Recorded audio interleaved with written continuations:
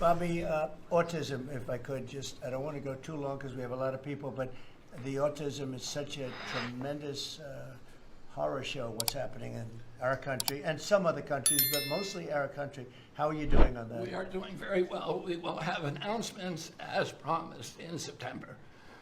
We're finding certain interventions now that are clearly, almost certainly causing autism. And we're going to be able to address those in September. It's such a big day. I'm looking forward to that day because there's something wrong when you see the kind of numbers that you have today versus 20 years ago. And those numbers, what are those numbers, Bob?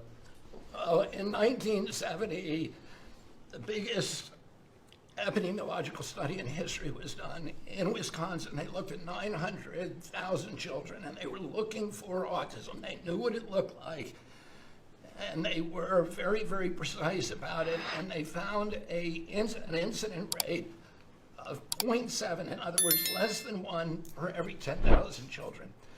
Today, our most recent numbers are 1 in every 31 kids. It's probably actually much worse than that because California, which has the best collection system, is reporting 1 out of every 19 children, now American children, has autism, 1 in every 12.5 boys.